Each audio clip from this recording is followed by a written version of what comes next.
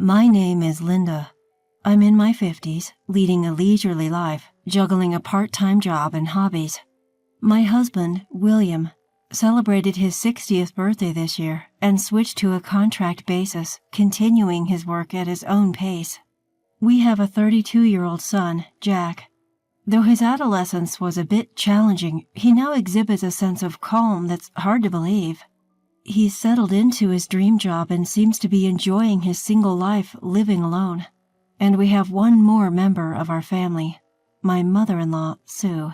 Sue, who turned 90 this year, is spending her day in the sun, petting a cat on the porch. She's the very picture of a charming country granny. 3 years ago, I was saved by this Granny Sue, and I think I'll tell you that story. I'm bringing my fiancé home on Saturday. One spring day, we received such a call from our son, and William and I were over the moon. After all, we'd always wondered when our son, who was at the right age, would get married. Of course, it's enough for us if he is happy, even without getting married. Still, we, who are likely to pass away before him, can't help but wish someone to be by our only son's side. Linda, I can't find any socks without holes. Oh, dear William, look properly, and by the way, I prepared the macaroons for tea. What do you think? Macaroon? What's that? While we lead a rather casual life, we were bustling to make a good impression on the woman coming from the city. Meanwhile, my mother-in-law was leisurely drinking tea on the porch. Nice to meet you. My name is Nancy. The woman who came home with our son, Nancy, greeted us with a charming smile. The well-groomed black hair and white dress suited Nancy, who had a modest atmosphere, and we both had a good impression of her. Surrounded by the cake she brought us as a gift and macaroons, our first meeting went on peacefully. By the way, Jack isn't biologically related to you, right? Until Nancy started with that. Oh, you heard it from Jack. Yes, he has a different mother. It's a common question, so I answered as usual. His mother passed away when he was 3. I married Linda when Jack was 8. My husband William naturally explained. I'm his second wife. To our son Jack, I'm his stepmother. Oh, Jack, it must have been hard for you suddenly having a new mom. Nancy sympathized with Jack, a look of concern on her face. At her response, I found myself slightly taken aback, but Jack swiftly countered. No, it was more like my request. I told Dad, I want Linda to be my mom, so please marry her. That's right. Linda was always very good to Jack, and Jack opened up to her. That's why I decided to marry her. You're exaggerating. Originally, William and I had a boss-subordinate relationship at work. Since we lived close by, we naturally became close, often commuting together. I had many opportunities to meet young Jack. Being the eldest of 4 siblings, I loved playing with younger kids and had become close with Jack even before I did with William. Jack took a liking to me, and that's why I decided to marry William. That's true. Is that so? Nancy responded, sounding rather nonchalant despite bringing up the topic herself. She seemed to have her own pace. Where's Grandma? Jack, having finished his snacks, looked around. She's out on the porch. Just as usual. Grandma? Nancy inquired, tilting her head in curiosity. My grandma also lives here. She's a bit senile and is always basking in the sun. Oh. Say hello to her before you leave. Now, when are you planning to have the wedding? Nancy's eyes lit up as she replied. June 1st. Oh, it's coming soon. When did you two start dating? I added. Since last Christmas. Last Christmas? I found myself echoing her answer. Wait, so you haven't even been together for half a year? Is that a problem? Her previously twinkling eyes suddenly dimmed, which made me anxious. No, it's not like that. I think it's pretty quick. Any reason? William chimed in, covering up my panic. She wanted to have a wedding while she's still in her 20s. Oh, I see. I can understand that feeling. That's right. My parents also want me to get married quickly and have a child of their own blood. I see. There seemed to be an implication in her words. I wondered if I was the only one picking up on it. Well, you two are adults, so we won't interfere, but remember, both marriage and the ceremony are your responsibilities, okay? Yes, Jack nodded confidently. Nancy looked at him adoringly. I need to stop being so nervous about their young love and support them as a mother. Apparently, they had a hotel reservation for the evening, so they were leaving before dinner. Sue, Jack is leaving now, I said, tapping my mother-in-law, who was dozing off on the porch. How old is she? Nancy suddenly asked from behind me, causing me to jump. There stood Nancy, smiling sweetly. She just turned 87 this year. Oh, that's a relief then. Relief? What was she relieved about? Hey, old lady. Old lady? I was baffled by her transformation and being addressed as old lady. She was mocking my confusion. I have no intention of taking care of a stranger like you. Once you've seen us off, I'd like you to leave this house. Eh? You can attend the wedding, but know your place. Jack's too kind to say it, but I don't think he wants his stepmother pretending to be his real mother at his wedding. Nancy spouted venom and slowly approached me as if cornering me. Was her smile always this terrifying? Despite her eyes not smiling, her mouth curled unnaturally. Nancy, let's go. Jack's voice called from the entrance, and Nancy's face instantly brightened. Okay. Remember, old lady, I won't pamper you once I become Jack's wife, so be prepared. After whispering in my ear with a low voice, Nancy walked away with a spring in her step as if she was about to skip. Left behind, cold sweat trickled down my cheeks. I realized that Nancy had never once called me Linda, but kept addressing me as old lady, just like I'm a stranger. I couldn't sleep that night. My mind was in a whirl. The next morning, William noticed my pallid complexion. What's wrong? You look down. Do I? Feeling lonely because Jack is getting married? Yes, I am. He's the son I cherished and raised. I'm sure Jack will often come home with grandchildren. His bride seems to be a good girl, William assured. Yes, she does. Indeed, Nancy had not been harsh towards anyone but me, Jack's stepmother. I never expected her to take care of me, and I'm fine with Jack inheriting everything, but we never discussed this with Jack. I thought I'd established a relationship with him no different from any other parent and child. But what if Nancy was right, and Jack was considering my future a burden? If I just leave this house, could Jack build a beautiful family with her? In the evening, I head out to the porch to bring in the laundry. My mother-in-law, Sue, is sitting there with a cat in her lap, gazing out at the garden. Next to her, there are a variety of store-bought cookies and candy lined up. Oh my, looks like you've got some more offerings here. The neighborhood kids brought them over. I bet they used their pocket money to thank you, Sue. You see, around these parts, Granny Sue is something of a local celebrity. Sue's regular spot on the porch overlooks a road across the garden, so it's easy to strike up a conversation with passers-by. This is a small town, and folks from the neighborhood sometimes pop in for a chat. Somehow it started that when people talked to Sue, their problems were solved. People say that if you consult with Granny Sue, she'll give you advice as if she's seen it all herself. Rumors like that spread, and before we knew it, there was this urban legend going around that Granny Sue has clairvoyant powers. I really don't know how many people's troubles Sue has helped resolve. On the flip side, she's getting a bit senile, and there are times when a conversation doesn't really pan out. Still, everyone seems content when they leave, and some even leave thank you gifts like this, so she must be doing something right. It's a bit of a security concern, but it stimulates Sue, and either my husband or I am always home, so we let it slide. It's kind of fun to have an urban legend in the house. Linda?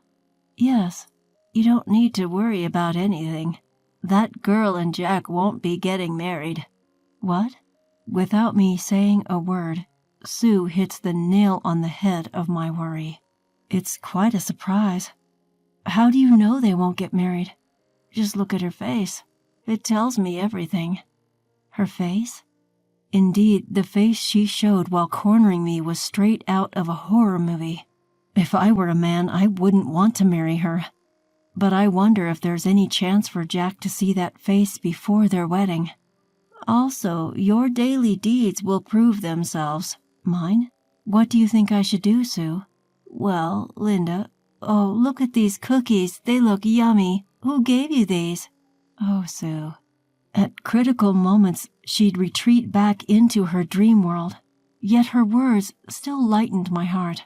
Sue isn't some supernatural oracle. My father-in-law used to run a business, but he was too trusting and got conned often. So she ended up handling all of the social affairs instead of my father-in-law. I think she honed her discernment of people during that time, and it's still with her. That's probably why she's always drawing people in, and why I trust her so much. Sue's words made up my mind. I won't intervene. I won't meddle in my son's marriage. That's the right thing to do. I've loved my son Jack with all my heart. I'll just support whatever he decides. If he ever comes asking for help, then I'll do everything I can to protect him. Even when I'm anxious and doing nothing feels tough. Still, I decided to trust my non-blood related family and carry on with my daily life as usual. I'm sorry, I think the marriage is off. In the middle of May, Jack, who had suddenly come home, shared this with a somber face. He seemed to have lost some weight since we last met in the spring. Sue's prophecy had quickly come true. While I was surprised, it also felt inevitable. What happened? You both seemed so happy. She had a debt, nearly $50,000. 50? How does someone so young get into so much debt? She was spending it on designer bags and her favorite international artists. She often said she was going abroad for concerts or to buy designer items, but I never thought she was going into debt for it. That's intense. Did Nancy tell you about the debt? No. When we sent out wedding invitations to her friends and relatives, they all declined. Nancy blew up. Her reaction was so strange, so I discreetly asked her friends. They told me she hasn't paid me back the money I lent her, or she stole my belongings and boyfriend. Oh my. When I confronted her, she got defensive and said it's low to snoop around other people's business. We couldn't talk it out, so I called her parents.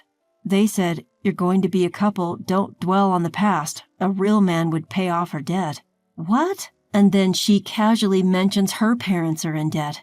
Apparently they used to be rich but seem to have failed in their business. However, they couldn't lower their standard of living and have been living by repaying debt with debt. And she's saying things like, it'll all be fine if we support each other. Jack, she's clearly planning to leech off of you. Right? That's why I've decided to call off the engagement. I was a fool not to realize she was such an insincere woman. It seems like she was rushing the marriage to keep me from escaping. Jack, I expect a dispute over the cancellation fee for the venue and our broken engagement, but I'll fight it myself, considering it as a learning experience. I only want to let my parents know that the wedding is off. I'm sorry. I know you were looking forward to it. A powerless laugh escapes Jack, a sight that wrenches my heart. Then my husband William, who had been quietly listening to our son's story, finally speaks. Never mind us. Your happiness is what matters most. If you're in trouble, come to us any time. Isn't that right, Linda? William is asking for my agreement, so I respond with a smile. Of course, you're our precious son. Mom. It seems Jack has been keeping up a strong front all along. Tears well up in his eyes, a sign of relief. Blood relations don't matter. I decide anew that I will always stand by my son's side. A few days later, when William was away on business, Nancy, with a devilish expression, came storming into our home. It's impressive that she made it all the way to our countryside home by herself. Nancy, as if all her pristine image was a lie, glares at me with eyes filled with hatred. I flinch slightly at her openly hostile demeanor, but rally myself thinking of Jack. Linda, you must have manipulated Jack. I haven't said a word. You liar. The gentle Jack I know wouldn't call off our marriage. It seems you've done enough to merit it, haven't you?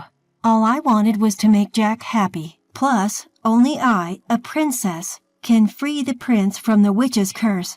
Despite telling him countless times, he can't seem to wake up from the witch's brainwash. Prince, huh? And witch? Well, I don't mind if she's referring to Jack as a prince, but a witch? Who's she talking about? It seems in her head, stepmothers are always the witches leading princes astray. And referring to herself as a princess, isn't she embarrassed? Even so, I came to understand that she was speaking ill of me even to my son, just because we don't share the same blood. When Jack came to talk about the breakup, he didn't mention that. He was probably being considerate of me. A princess who scams her friends out of their boyfriends and money? That's laughable. Shut up, shut up, shut up. Jack is, well, he's my ideal prince. He's handsome, tall, kind, smart, and works for a good company. He was supposed to become my hero, protecting me from unpleasant people who blame me. Only a princess like me suits Jack. Just as I found it difficult to argue while she was praising my son, a stern voice thundered from behind. That's enough. Sue, my mother-in-law, who was supposed to be on the porch, was now standing in front of Nancy. What? Why are you here? Don't disturb me. Nancy, who did not expect my mother-in-law to intervene, also looked puzzled. There was something strange about my mother-in-law today. Should I call it divine? Her eyes were more wide open than usual, and she had an unusually powerful presence. Slowly, my mother-in-law held up a hand mirror, which she had somehow gotten hold of, to Nancy. Do you see a princess when you look at this face? Seeing her own face, Nancy became disconcerted. Perhaps she couldn't do her usual convenient mental gymnastics in front of the sudden mirror. There must have been a terribly distorted face reflected in it. To me, it looks like an evil witch. You are so sinful. You wouldn't find happiness even if you married Jack. It's a pity. Oh, what a pity. It was not anger but pity in her eyes as she stared at Nancy. Her pure sympathy must have been too much for the prideful girl to bear. She ran off from the front door, her hair flailing, crying and wailing. I also felt my strength drain away, and I involuntarily crouched down. Oh, that was scary. Sue, thank you. Saying that and looking up, I saw my mother-in-law smiling down at me. You have a good face, you know. Her crinkled warm hand enveloped my cold one. The wrinkles around your eyes, on your hands, they're proof of the smiles and effort you've put into this house, Linda. Oh, Sue. Indeed, my mother-in-law always recognized the effort I put in. When I decided to marry my husband, there was quite a lot of opposition from my husband's family due to our age difference and the fact that I was to become a stepmother. But Sue was the only one on my side, saying, Linda's face shows her heart. Her smiles are genuine, and her hands are those of a hard worker. That's why I became part of the family with my husband and son. Linda, my mother-in-law's clear eyes looked into mine. Is breakfast ready yet? I nearly lost my balance from surprise. It's almost time for dinner, so just wait a bit longer. With a face half laughing, half crying, I took my mother-in-law's hand this time. As he had promised, my son Jack managed to break off his engagement on his own. The cancellation fees for the wedding were negotiated to be covered by her side.